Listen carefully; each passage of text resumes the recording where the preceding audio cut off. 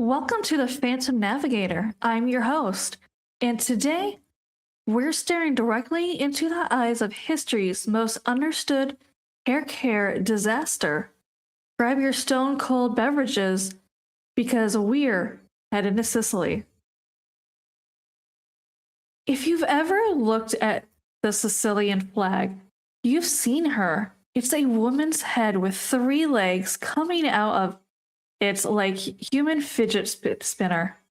That's the Trinacria.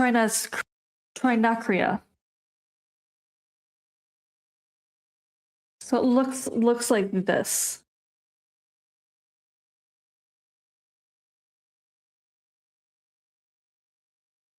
Why Medusa?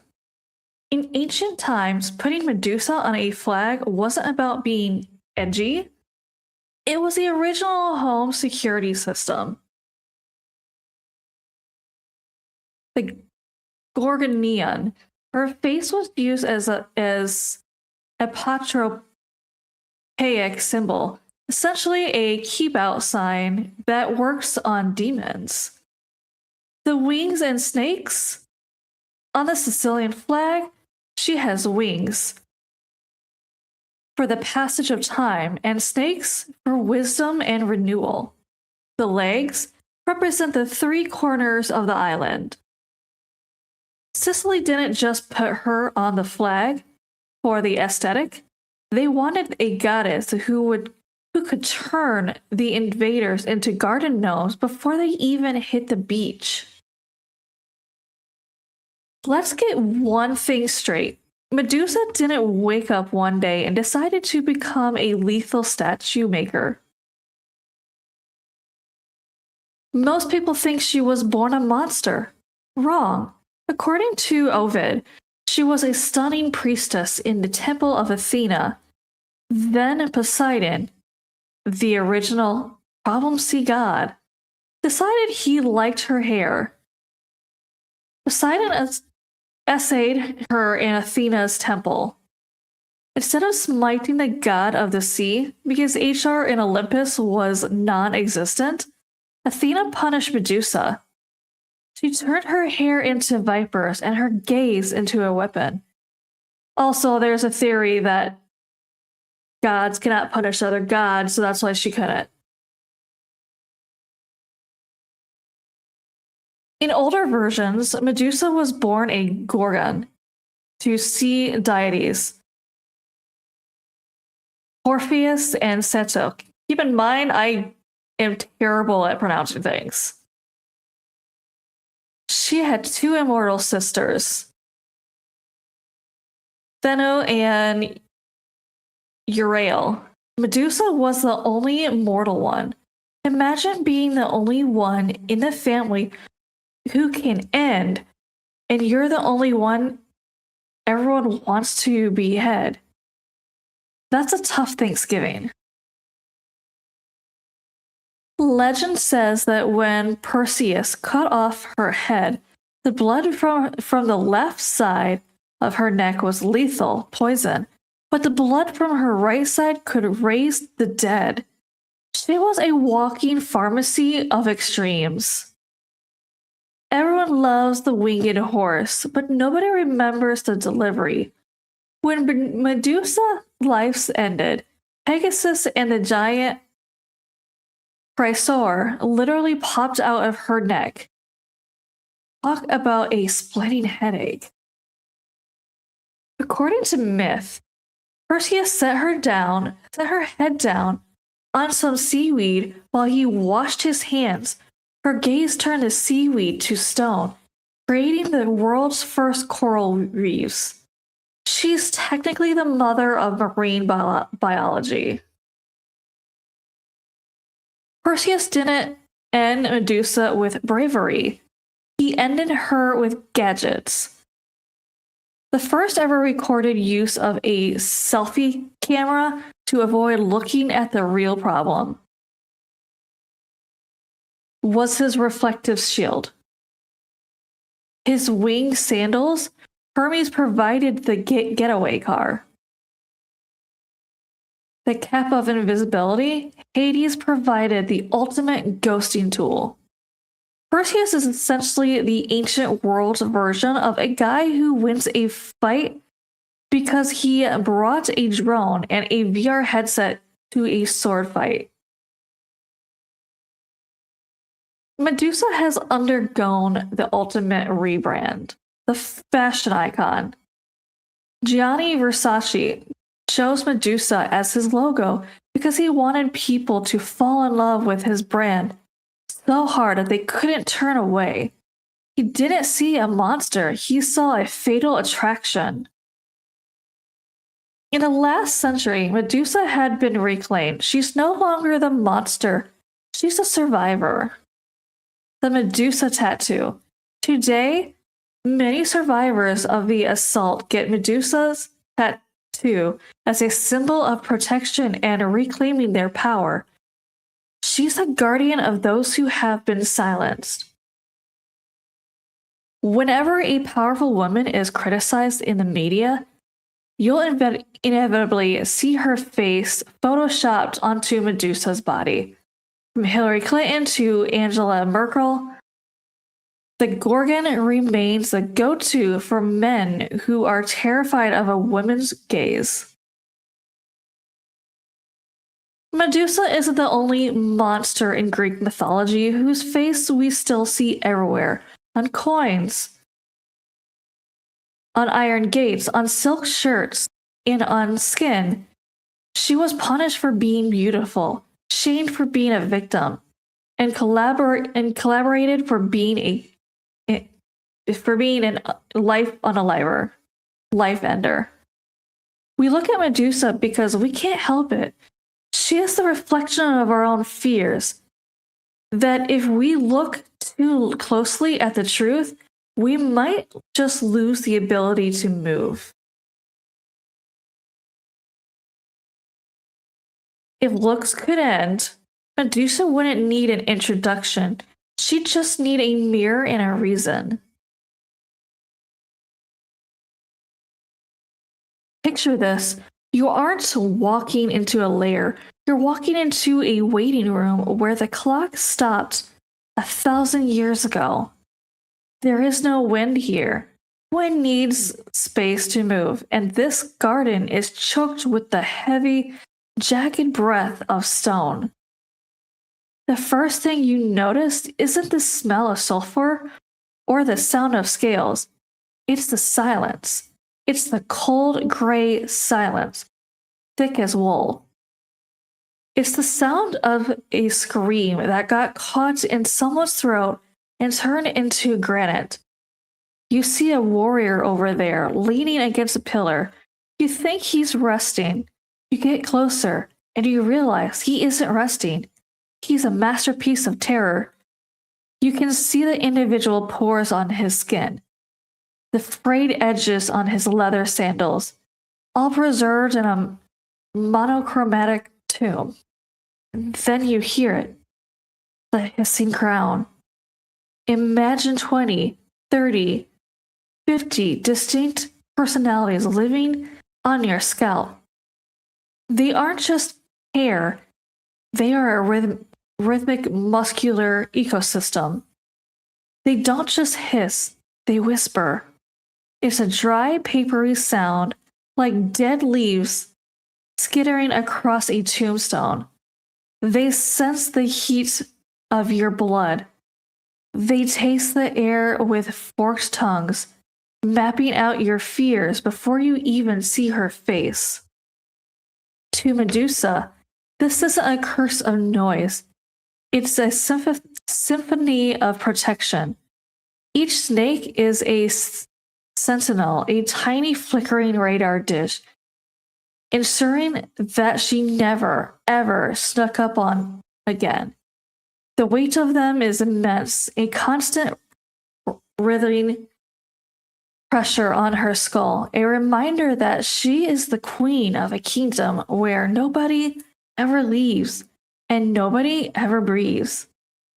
In Medusa's garden, playing dead isn't a survival tactic, it's a permanent lifestyle choice. Now, let's get weird. Put, put on your tinfoil laurel wreath because we're diving into Athena Medusa pact. The standard story says Athena was jealous, vindictive goddess who punished a victim. But what if we've been reading the Hellenic tabloids wrong? For 3 millennia, what if Athena, the goddess of strategy, knew exactly what she was doing?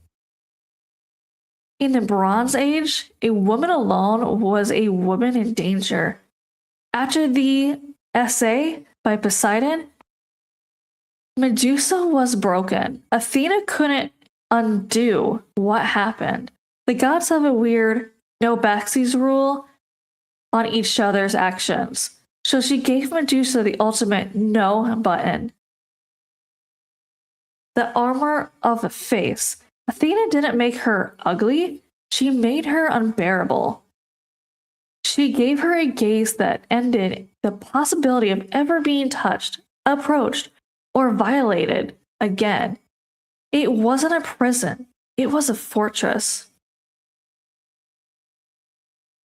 After Perseus does his dirty work, Athena takes Medusa's head and puts it on her own shield, the Aegis. Why?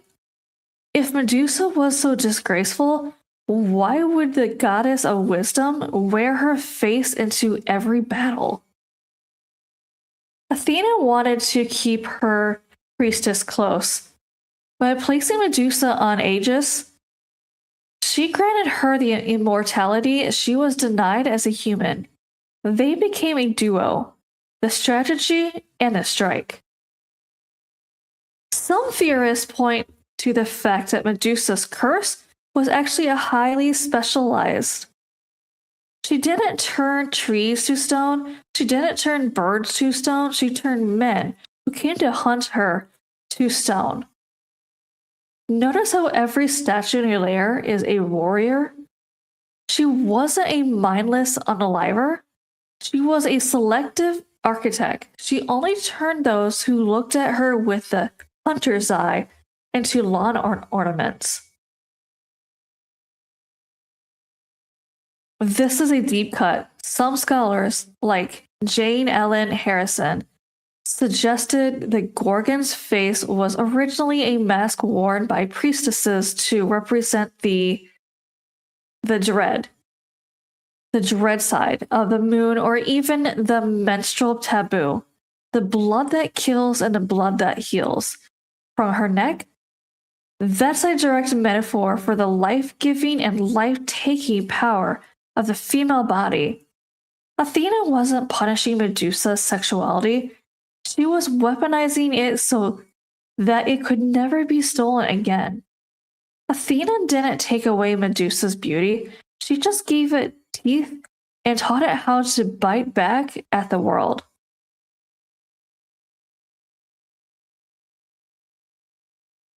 If this were to happen today, Medusa wouldn't be in a cave. She'd be the woman with 50 million followers who never shows her face, the ultimate gatekeep girl boss Gorgon icon. In some obscure versions of the myth, Medusa had daughters named Uriel, not a sister, but a daughter. It is said that the line of the Gorgon never truly ended. It just went underground, waiting for the next time the world needs a reminder that some things are too powerful to be looked at directly.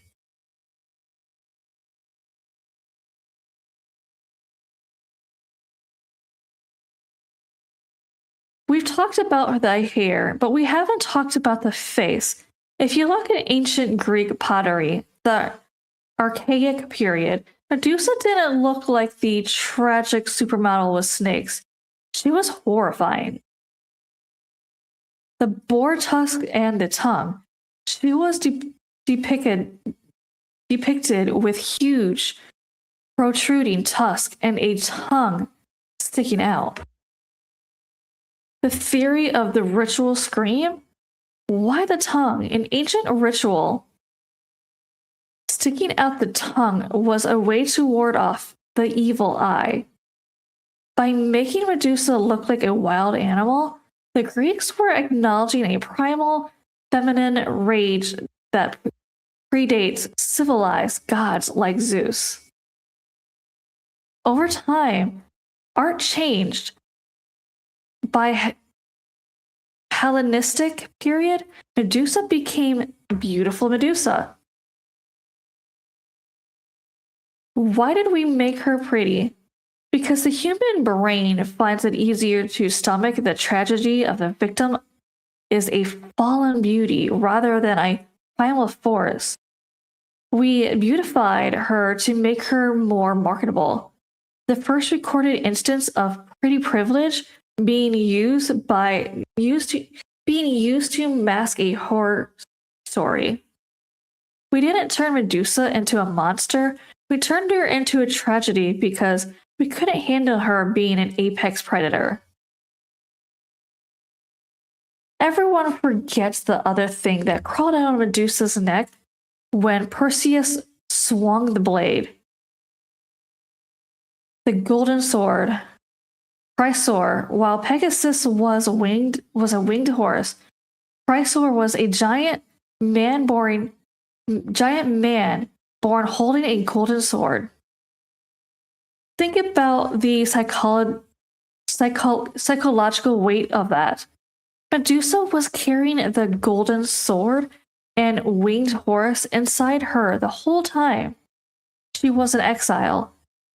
She was a vessel for the greatness, but was trapped in a body that was a weapon.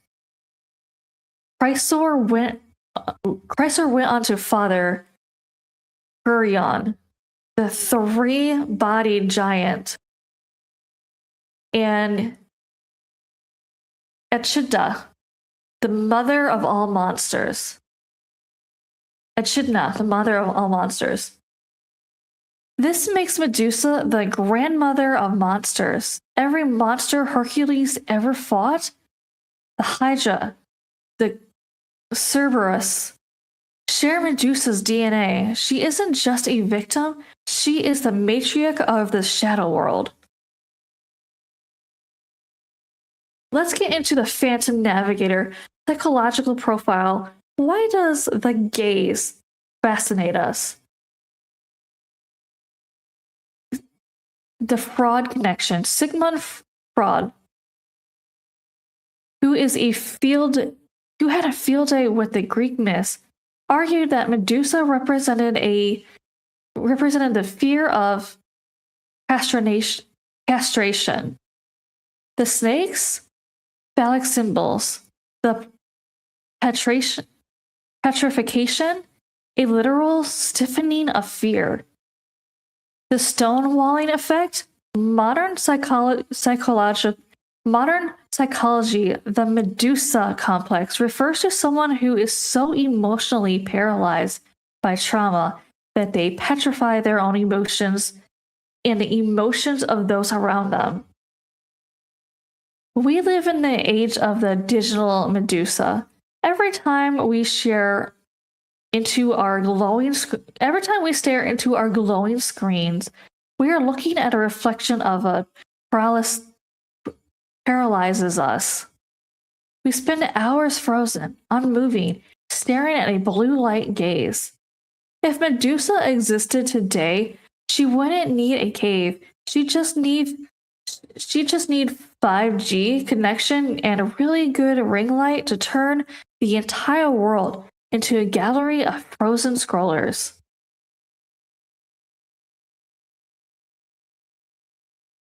In some versions, Medusa's eyes were actually mirrors.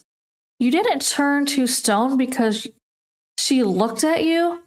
You turned to stone because you saw the truth in yourself, in her eyes, and you couldn't live with it. Perseus didn't just end a woman. He broke the mirror. He destroyed the only thing in the world that forced men to look at their own monstrosity and stand still long enough to feel it. Now, we just keep moving. We keep sailing, but every once in a while, when the water is still, you see a ripple, and you wonder if the snakes are still swimming beneath the surface. Close your eyes and lean back. We're leaving a studio behind. We're drifting across the Ionian Sea, where the water is a blue so deep it looks like bruised velvet. Welcome to the shadow tour of Sicily, the part of the island the cruise ships don't tell you about. We land in the height of August in Sicily. The heat isn't just weather, it's a physical entity. It's a heavy Mediterranean air.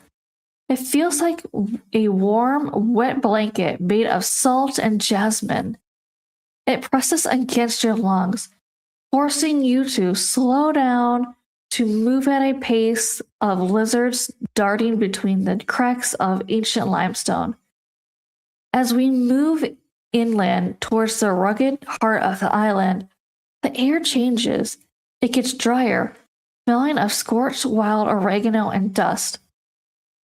This is the land of Trinacria. You see her face everywhere, painted on the sides of crumbling villas, baked into ceramic plates, and carved into the keystones of archways. We find ourselves in a forgotten ruin near the base of Mount Etna. The ground is black volcanic soil, but the stones of the temple are sun-bleached bone white.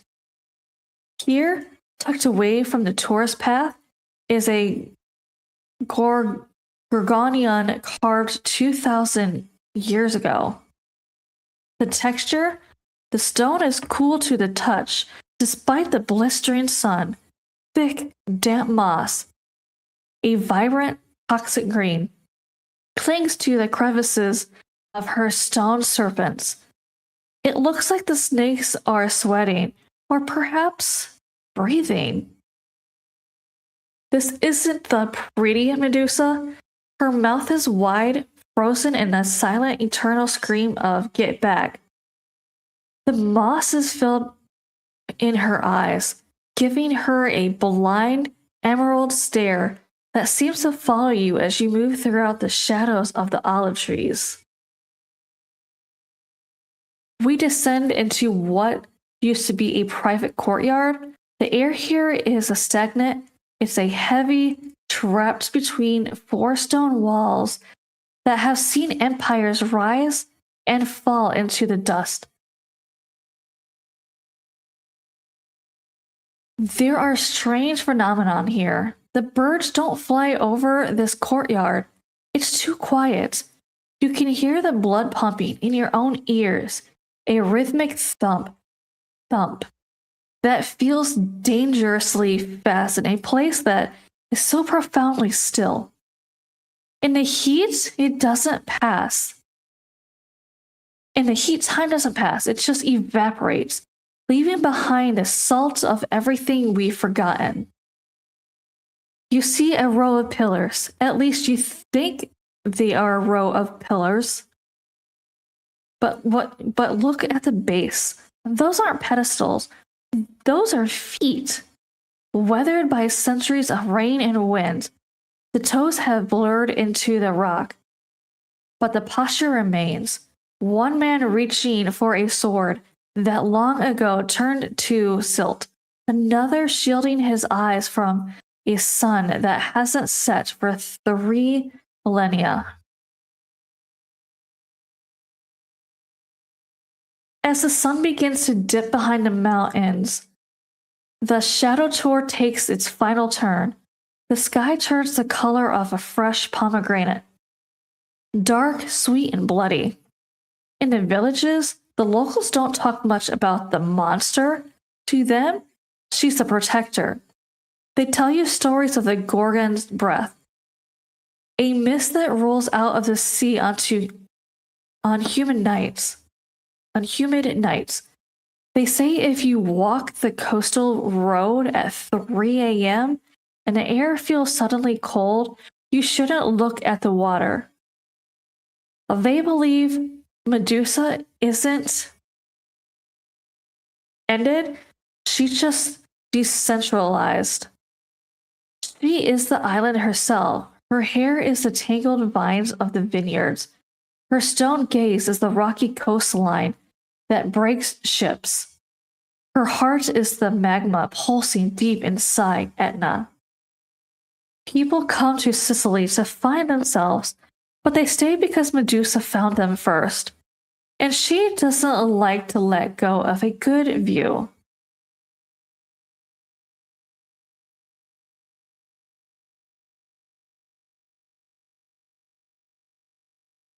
If you thought Medusa was a relic of the past, you haven't been paying attention to your feed. She didn't stay in the cave, she moved into our digital psyche. If you've seen a Medusa tattoo on someone's skin lately, and with billions of views on social media, you probably have, it's rarely just about a love for Greek myths. For many, especially on platforms like TikTok, the Medusa tattoo has become a secret handshake for survivors of SA. It's a way of saying I was victimized, but I'm no longer a victim. I am the guardian of my own body. It turns the curse into a badge of survival and the ultimate visual no. Why does the most powerful luxury brands in the world use a monster as a face? Gianni Versace chose Medusa because he was obsessed with the idea of irresistible attraction. He didn't want you to just like his clothes, he wanted you to be hypnotized by them. He saw Medusa as the ultimate symbol of beauty, so powerful it stops you in your tracks. In the world of high fashion, being dangerous is a peak of elegance. Medusa is the queen of the aesthetic, the intersection of I'm gorgeous and I'll destroy you. Whether a woman in the modern world gains too much power, the snakes come out. We've seen it with everyone from Nancy Pelosi to Angela Merkel. Political cartoons frequently overlay Medusa snakes onto female leaders. Why? Because the Gorgon is our cultural shorthand for a woman who is too powerful to be control. By calling a woman Medusa, the patriarchy is subconsciously saying, I'm afraid to look at her directly, so I'll call her a monster instead. Even as we speak, the Medusa cinematic universe is trending, with rumors of a new feminist retelling starring A-listers like Angelina Jolie. The culture is finally ready to hear her side of the story. We're moving away from Perseus, the hero, towards Medusa, the protagonist. So why are we still talking about her?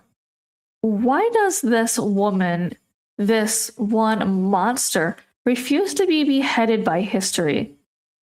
Because Medusa is the only myth that talks back. She is the roar of the silenced. She is the beauty that refuses to be pretty for your comfort. She is the reminder that even if you turned someone to stone, they still stand there, solid and unmoving, a monument to what you did to them. You can cut off their head, but you can't end the gaze. Because once you've seen the truth, you've already part of the statue gallery.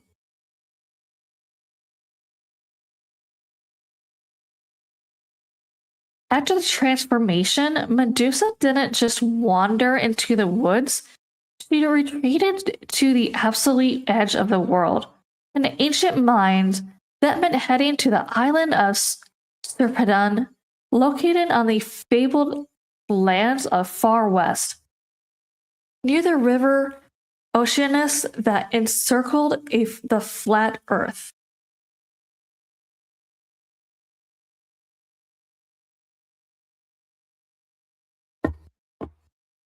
Here is a breakdown of her exile from the script. The land of eternal dusk. She went into a place where the sun was always setting, but never quite gone. It was the borderlands between the world of the living and the realm of the dead. The company she kept? She didn't go alone. She fled to her sisters, Theno and Urail. Urail.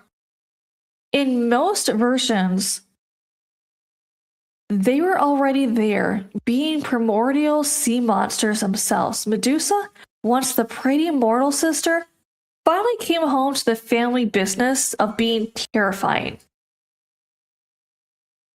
The geography of the isolation.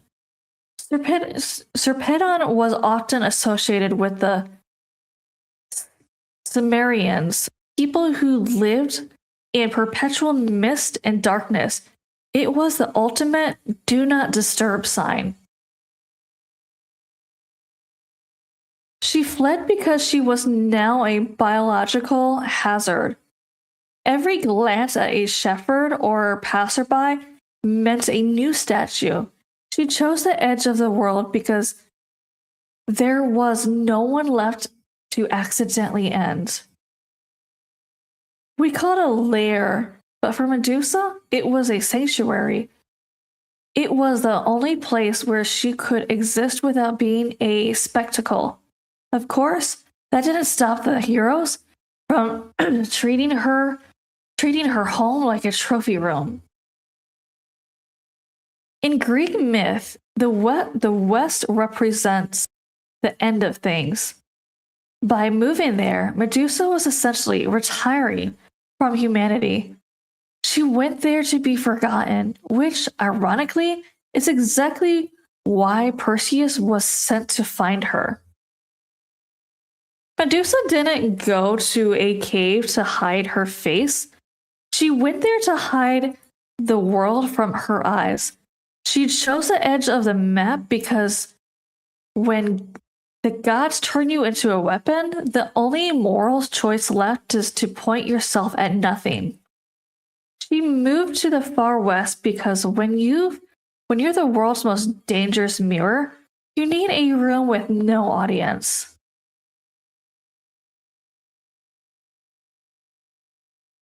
You don't just travel to the edge of the map for fun. You do it because you're desperate, or because a king wants you ended. The man who actually finished the job was Perseus, but his why is basically a plot from a gritty crime thriller. King Polydectes wanted to marry Perseus' mother, Danae. Perseus was the annoying protective son standing in the way. The trap? Polydectes had held a banquet where everyone was expected to bring a horse as a gift. Perseus, being broke but arrogant, said, "I could bring you the head of Medusa if I wanted to." The bet? Polydectes called his bluff. "Great, don't come back without it." It was a life-ending mission disguised as a challenge. Perseus didn't just walk to Serpedon. He had the Olympic Secret Service on his side. To find Medusa, Perseus had to hijack a senior living facility.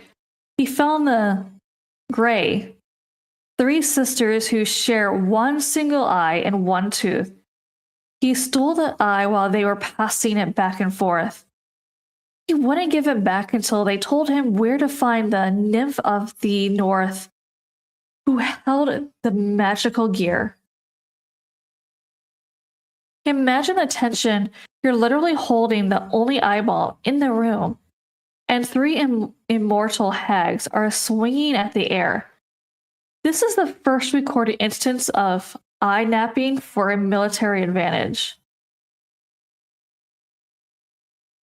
If Perseus had gone in with just a bronze sword, he'd be a garden ornament by minute 5. He was the original pay-to-win gamer. A magic bag that could hold anything, the Hibiscus, no matter how dangerous or large, was essentially a portable black hole. The Harpy? And in adamantine sickle given by Hermes. You can't cut through dragon scale snakes with a kitchen knife. You need something that cuts through reality. The shield, Athena's polished bronze shield, the reflective aegis. Everyone talks about the flying sandals, but nobody talks about the speed. Perseus had to fly across the Oceanus, the river that surrounds the world. He was moving at speeds that would melt a normal human's face. He wasn't just a hero, he was a human missile. Before Perseus, there were others.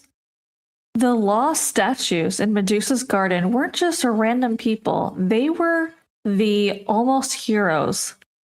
The nameless warriors. Ancient lore hints at dozens of nameless princes who thought, I'm just built different, and tried to look her in the eye. Medusa's lair is the world's most expensive cemetery because every stone there used to be royalty. The curiosity seekers. These are the fringe myths about philosophers who wanted to study her to see if the biology of stone was real. The twist? They didn't get to publish their papers. They became the paper. Medusa's garden is basically a museum of I thought I was the main character energy. Perseus arrived on the island of Sarpedon while the Gorgons were sleeping. This is the detail most people miss. He didn't fight her. He executed her. He looked into the shield. He saw the snakes writhing in their sleep, a rhythmic hissing blanket of copper and green. The strike, guided by Athena's hand, literally, she held the shield steady. He swung the sickle. The escape, as her head fell, her sisters, Thanos and Uriel, woke up. Their screams were so loud, they became the origin of the flute. Athena supposedly invented the flute to mimic their mournful crying. Perseus only escaped because he put on the helmet of invisibility. Perseus didn't just end Medusa. He took her power and put it in a bag. He used her head to turn King Polydectes to stone later, proving that the hero is often just as monstrous as the thing he hunted.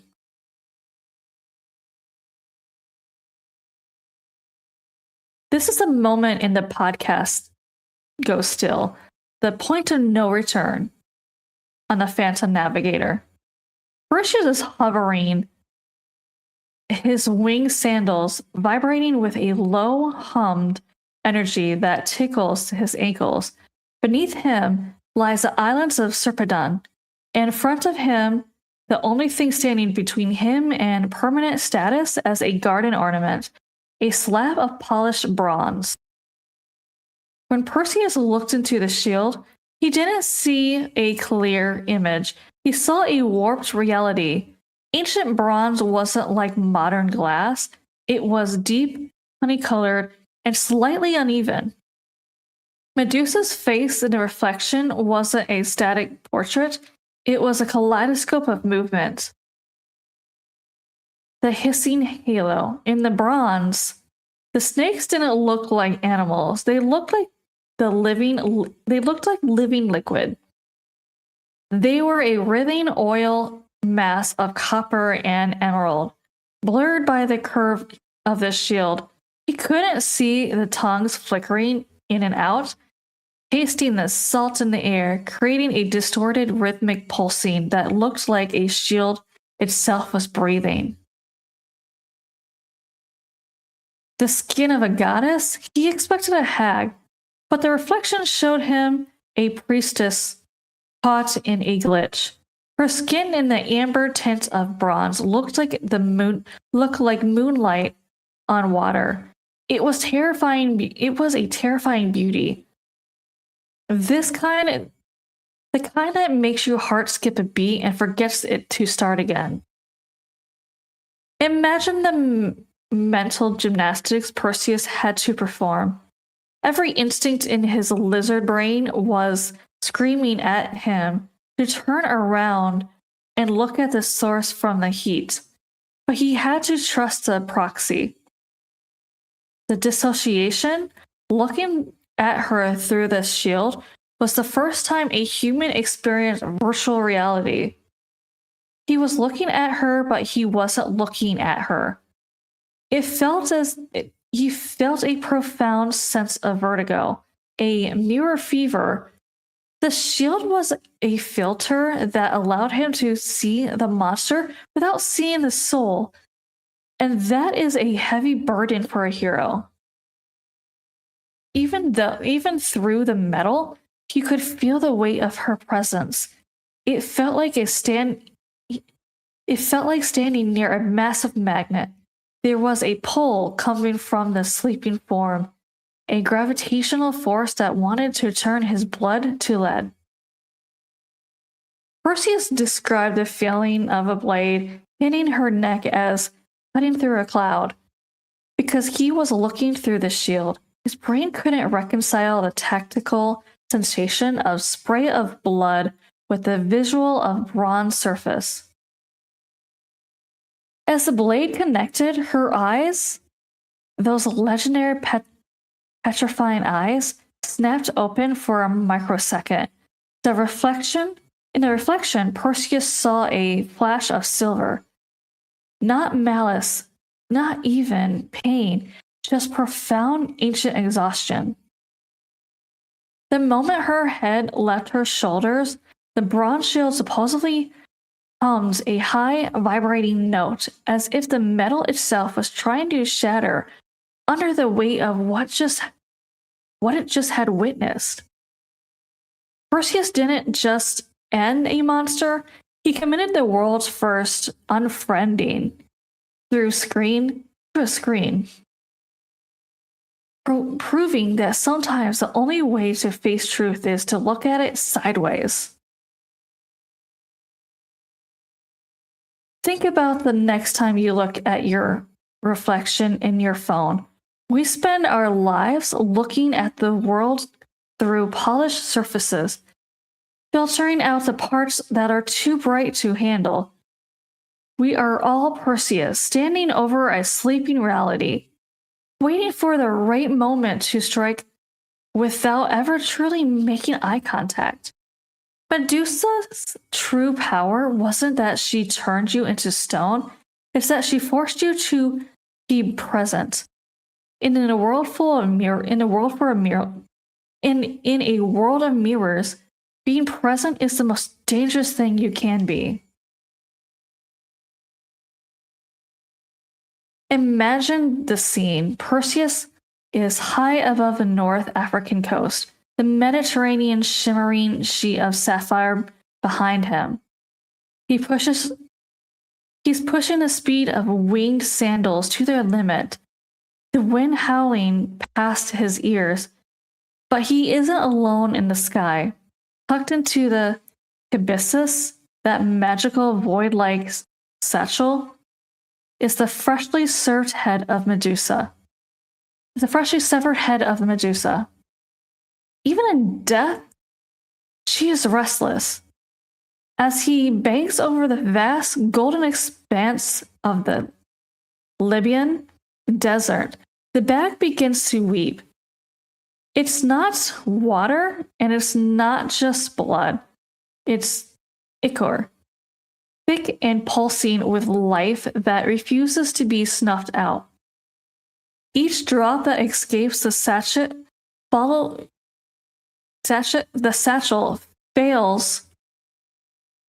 falls through the searing heat of the African sun and beads off molten rugby.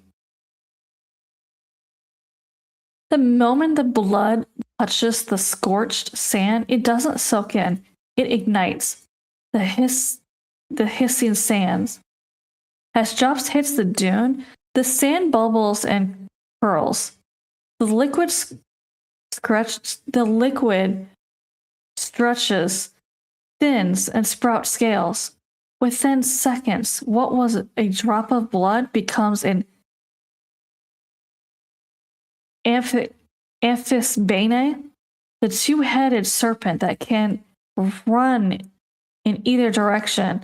Another drop hits the charistes, or the horned viper, slithers out of the dust, eyes already fixed on the horizon. This wasn't just a biological accident, it was a curse taking a root in the earth. The desert, which was once just vast and empty, became a minefield of venom.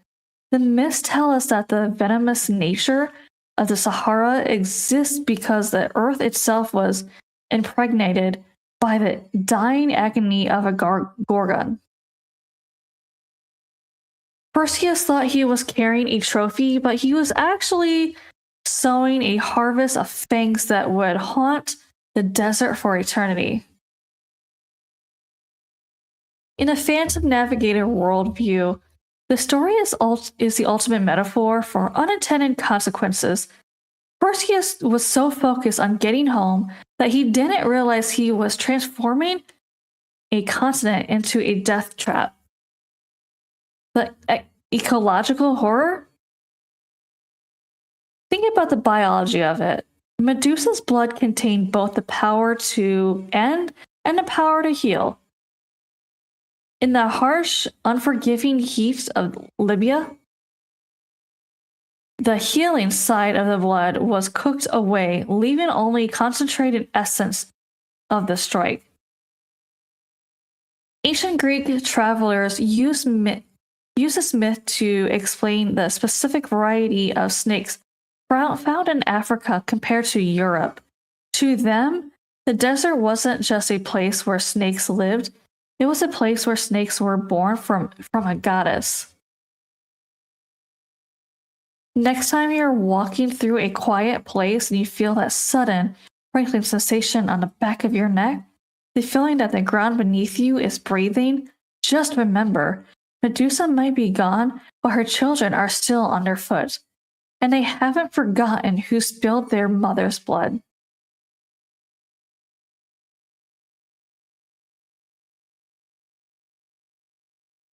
And welcome to the final frontier of the Phantom Navigator. We've tracked her from the dusty temples of Athens to the sun-scorched dunes of Libya. Now we're looking up. Buckle in because we're talking about the Lunar Gorgon. The theory that the moon isn't just a rock, but a cosmic mirror reflecting the face of Medusa back at us. For centuries, humans have looked at the moon and seen a man on the moon. But in certain fringe astronomical circles and ancient occult traditions, the face isn't a man at all, it's a woman, specifically a woman with a crown of serpents. When the moon is in waxing gibbous phase, the shadow cast by the lunar mountains, specifically around the Mare Serenitatis and Mare Tranquillitatis create a very specific visual phenomenon, the pareidolia effect. Astronomers call it pareidolia, the brain's tendency to find faces in random patterns. But if you look at the crater Tycho, the massive rays of ejected material looks like a long withering limbs or snakes extending across the lunar surface. The Gorgon's Eye, the crater of Aristarchus, is one of the brightest spots on the moon. Some theorists suggest that it represents Medusa's petrifying eye, catching the sun's light and reflecting it with a blinding intensity that makes the rest of the moon look gray and lifeless.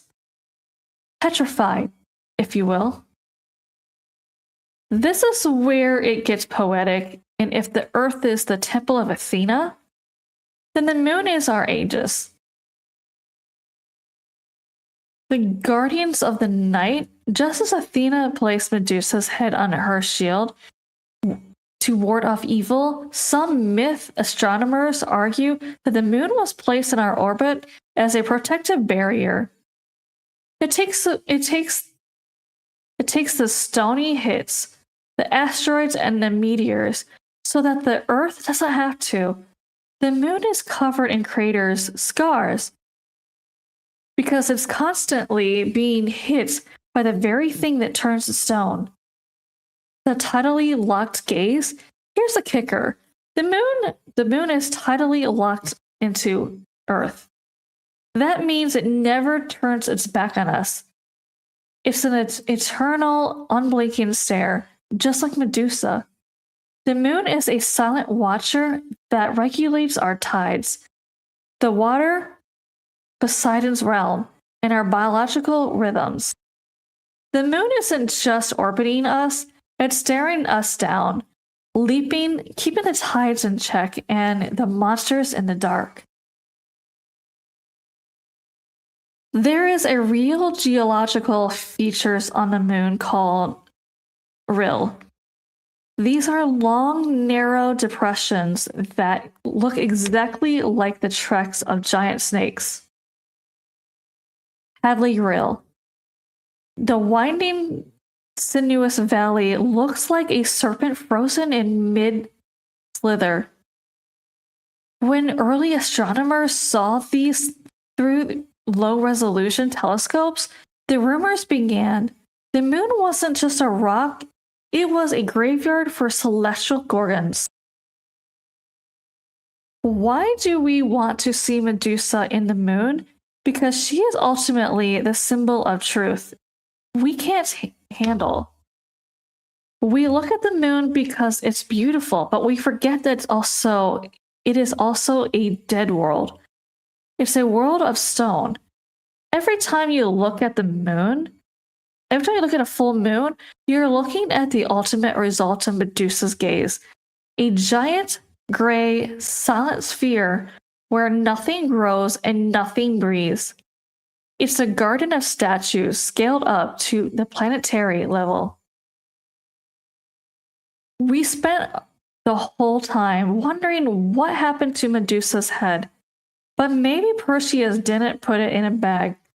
Maybe he threw it into the sky, and now she's the one watching over the sea god's tides, making sure Poseidon never steps out of line again. We've researched the end of the map, from the flag of Sicily to the craters of the moon. Medusa, the thread that binds our history, our psychology, and our fears together. She is the survivor, she is the guardian, and she is the mirror.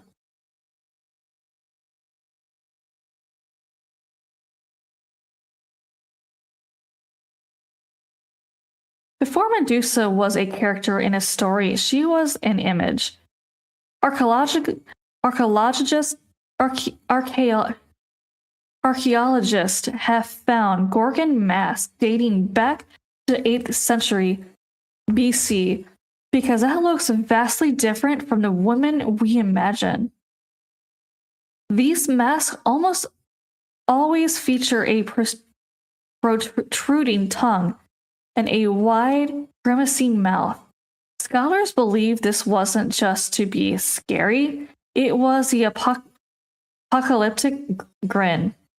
It represents the moment of death, the final breath, and a primal scream.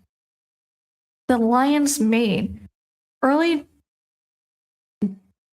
depictions of her snakes actually looked like a lion's mane. This connects her to the ancient Near Eastern goddess of power and wild animals. She wasn't just a monster, she was a force of nature that Greeks tried to domesticate by turning her into a cursed woman. We touched on her blood in Libya, but the occult chemistry of her veins is a story in itself. When Perseus beheaded her, the blood that spilled was dual-natured, the left side versus the right side. According to legend, Athena collected blood. Athena collected the blood. The blood from the veins on the left side of Medusa's body was lethal, instantaneous poison, but the blood from the right side was a miracle cure that could raise the dead.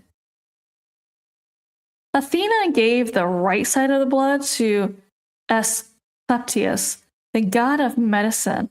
He used it to bring people back from the underworld, which actually pissed off Hades. So much that he asked Zeus to strike Asclepius with a lightning. The twist? This means the very foundation of Western medicine, the staff of Asclepius with the snake, is tied to the life force of Medusa. Every pharmacy you see today is technically flying her colors.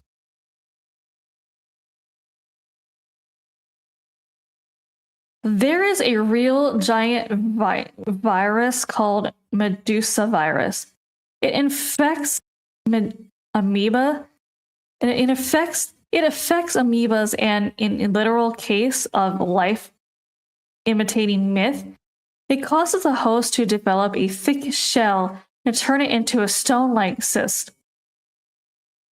In marine biology, the Medusa is a life stage of a jellyfish. They are named after her because their trailing tentacles, snakes, and their paralysis sting. In the depths of the ocean, there is a petrifying springs where the mineral content is so high that anything that stays too long, wood, bone, even trash, is coated in calcium and turned into stone. Within a few years, it's a real-life garden of Medusa at the bottom of the sea. We spent the time talking about her as a victim, a monster, a goddess, and a constellation. But here is the paradox. If Medusa turns everything she looks at into stone, how did she ever see herself? She lived in a world without mirrors. She lived an entire life never knowing what she looked like, only knowing how the world reacted to her. She was defined entirely by fear of other people's eyes. Maybe that's the real tragedy, not knowing she was a monster, but that she was the only person in the universe who could never truly see the face of that everyone else was dying to look at. Medusa didn't end when Perseus cut off her head. She ended the moment she looked into his shield and realized she was beautiful. Because in that world, beauty was the only thing more dangerous than the snakes.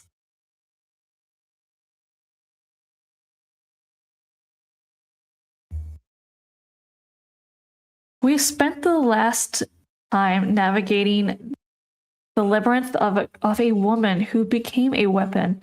We've seen her as a victim in a temple, a queen on a flag, and a ghost in a lunar shadows. But as we pull in the ship back into the harbor, I want to leave you with the final thought. History tells you that Perseus was the hero because he looked away. He used a mirror to distance himself from the truth. But maybe, just maybe, the real courage wasn't in the shield, it was in the stare. Medusa is the only monster who looks at you in the eye and demands that you stand still. In a world that tells you to keep moving, keep scrolling, keep consuming, she is the only force that forces you to be to be a moment. She doesn't want you to fear, she wants your presence.